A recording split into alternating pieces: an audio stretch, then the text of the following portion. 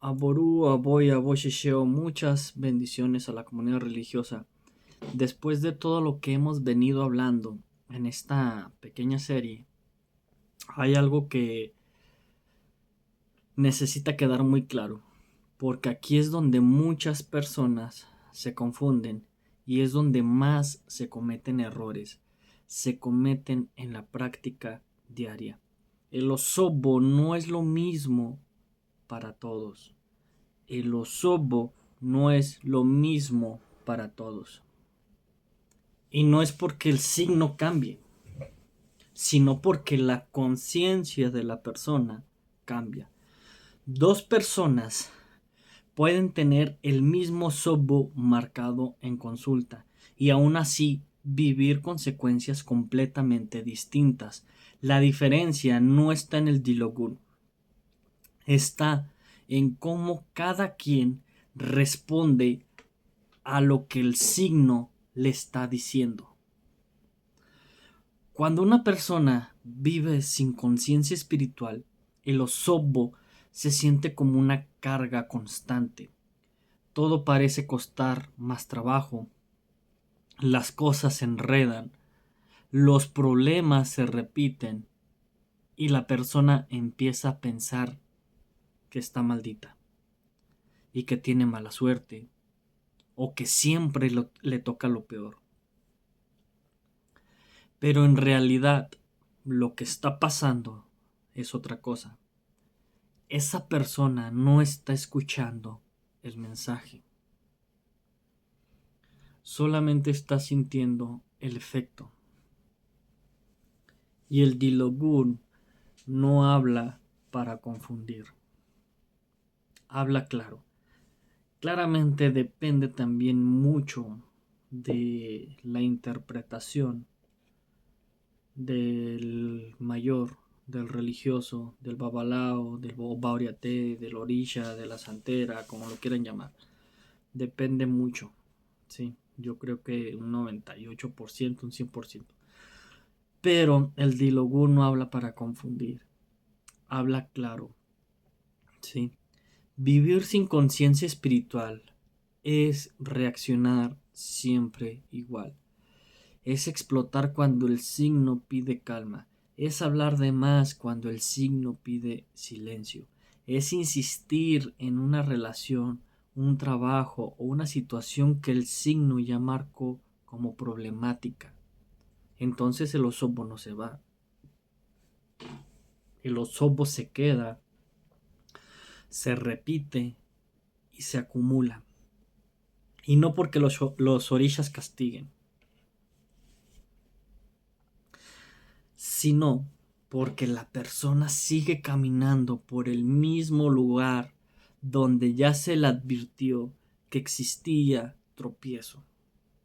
En cambio, cuando una persona empieza a vivir con conciencia espiritual, el osobo cambia de peso.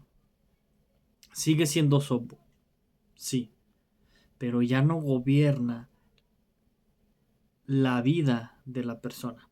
No sé si me van a entender. Esa persona aprende a detenerse, aprende a observarse, aprende a preguntarse, ¿qué me está señalando este signo sobre mí? Porque también hay que uno preguntarse lo que nos dice el orisha, lo que nos dice el mayor. Y ahí es donde el osobo empieza a perder fuerza, porque el osobo no se alimenta del destino, se alimenta de la repetición de errores.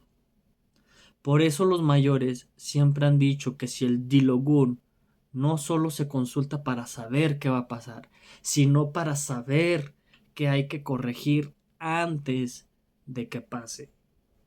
Yo por eso siempre comento, consúltense, háganse bo antes de que esté la problemática, no cuando esté la problemática. Una persona con conciencia espiritual entiende que si el signo habla de discusiones, no es para que tenga miedo, es para que cuide su carácter. Si habla de pérdida, no es para que se encierre, es para que piense mejor antes de decidir. Si habla de desorden mental, no es para que se angustie, es para que baje el ritmo y cuide su cabeza. Ahí es donde el Osobo deja de ser una amenaza y se convierte en un maestro incómodo, pero necesario.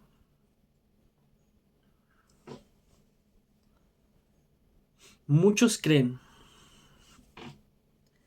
que vivir con espiritualidad es vivir tranquilo todo el tiempo, pero no es así. Vivir con espiritualidad es vivir atento, atento a lo que se repite, atento a lo que siempre trae problemas, atento a las señales pequeñas antes de que se vuelvan grandes. La persona sin conciencia espiritual espera que todo se rompa para pedir ayuda. Y es la realidad.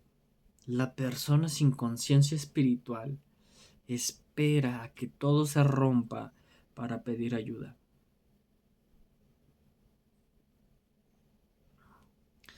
La persona con conciencia espiritual corrige cuando todavía existe margen. Y esa diferencia cambia completamente la vida. Esa pequeña diferencia cambia completamente la vida de cada uno de nosotros. Por eso en consulta, cuando un signo marca Osobo, el mayor error es meter miedo. El mayor error es meter miedo. El miedo bloquea. El miedo nubla la cabeza. Y una cabeza nublada no corrige nada.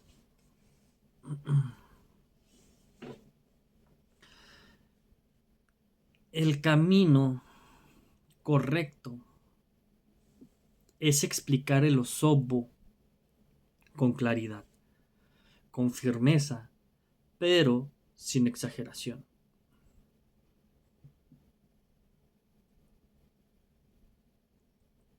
Hacerle entender a la persona que todavía hay espacio para acomodar las cosas, porque el Osobo se manifiesta en lo cotidiano, en discusiones, en cansancio, en decisiones torcidas.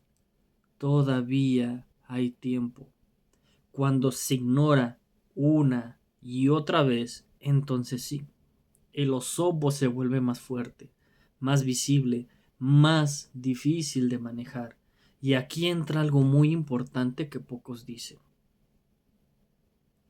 No todo Osobo se resuelve solo con Ebo. No todo Osobo se resuelve solo con Ebo.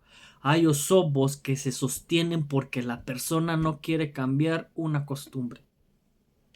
No quiere soltar un rencor. No quiere cerrar un ciclo. Y ningún Ebo funciona si la persona sigue alimentando lo mismo que el signo marcó. Por eso el Dilogun insiste tanto en la conducta, que es algo que tenemos que grabarnos, que tatuarnos, la conducta. El Dilogun insiste tanto en la conducta del ser humano, en la palabra, en la forma de relacionarse con los demás. El Osobo no persigue, acompaña mientras no se corrige. El Osobo acompaña mientras no se corrige.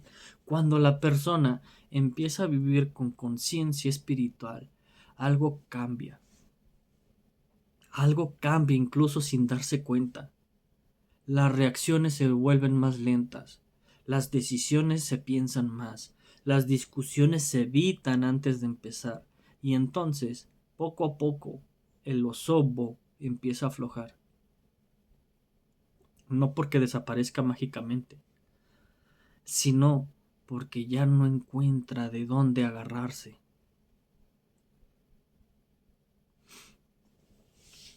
Esa es la verdadera enseñanza que el Dilogun deja cuando se entiende bien. No todo lo espiritual está afuera. Muchas veces está en cómo vivimos lo que ya sabemos. En el próximo capítulo vamos a entrar a algo muy concreto y muy necesario. Vamos a hablar de ejemplos reales de signos donde aparece el osobo, qué tipo de advertencia trae cada uno y cómo se manifiesta según el camino del signo. Porque entender el osobo en abstracto es importante, pero verlo signo por signo es lo que termina de abrir los ojos. Si el video te gustó, por favor, comparte, dale me gusta, suscríbete para que este proyecto, este pequeño canal, siga creciendo. Y leerá Teorirei Bokun, Bobori Shanabewo. Muchas bendiciones.